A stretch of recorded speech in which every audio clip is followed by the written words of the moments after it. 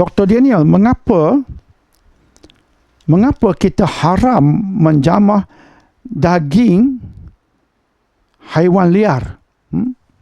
Makan daging haiwan liar. Soalannya, mengapa kita diharamkan memakan daging haiwan liar?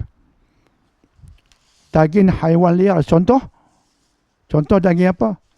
Daging monyet, daging buaya, okay, daging kelawar, daging ular, daging iguana, dan seumpamanya haiwan liar diharamkan. Dalam bahasa Inggeris, haiwan liar ni dipanggil bushmeat. Bushmeat. Bushmeat. Bushmeat maksudnya meat from wildlife.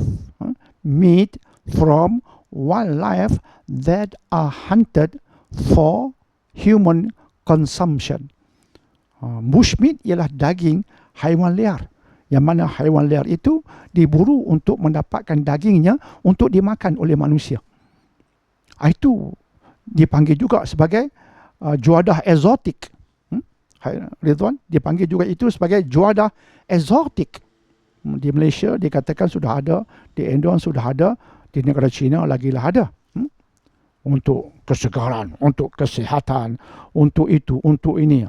Kononnya begitulah kata mereka. Tapi sebenarnya Islam mengharamkan itu.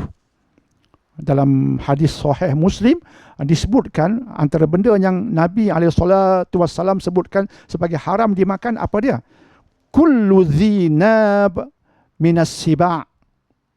Kesemua dhinabin, kesemua haiwan yang ada taring, minas siba', dari golongan haiwan liar. Siba' tu haiwan liar yang ada taring. Dagingnya haram dimakan. Itu hadis Muslim. Maka haram kita makan daging harimau lah, daging singa lah dan seumpamanya, haram kita makan. Dan hadis Muslim juga menyebutkan dalam riwayat tambahannya juga haram dimakan burung yang kukunya mencengkam. Yang kukunya mencengkam. Burung seperti itu juga haram dimakan sebab dia jenis carnivorous. Dia jenis carnivore. Carnivore ni apa dia, Rizwan? Dia makan makanan haiwan-haiwan yang lain. Itu. Mengikut WHO pada tahun 2015, WHO ada mengisytiharkan tentang a list of emerging diseases. WHO pernah mengatakan bahawa ada list penyakit-penyakit baru yang boleh menyebabkan future severe outbreaks. Yang boleh menyebabkan pandemik, termasuk pandemik, menyebabkan penyakit-penyakit yang dahsyat menyerang di masa akan datang. Yang zoonotic, ZOONOTIC.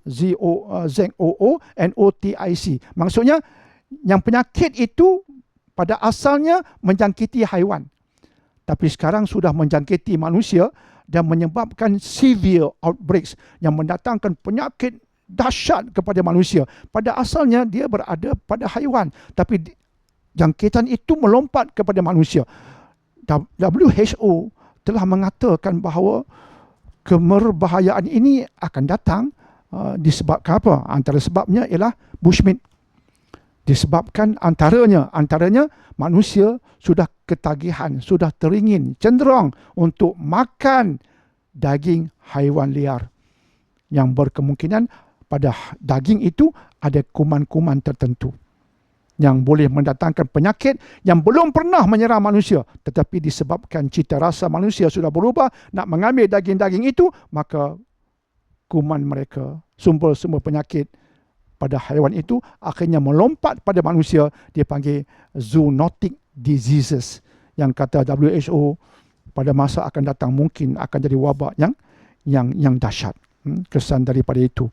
Dan baru-baru ini saja Britain menjual daging-daging ini secara meluas di Britain, tapi secara illegal, secara haram, sehingga pakar-pakar sains ada mengisytiharkan bahawa jika sebelum ini banyak penyakit yang berbahaya datang dari China seperti Wuhan.